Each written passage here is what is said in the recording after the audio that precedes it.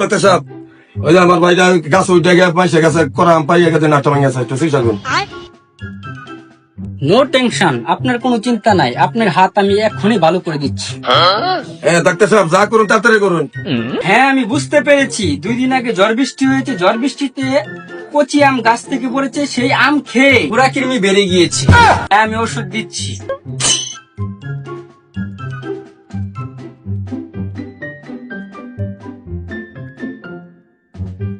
আজকে একটা খাওয়াবেন, 7 দিন পর একটা খাওয়াবেন।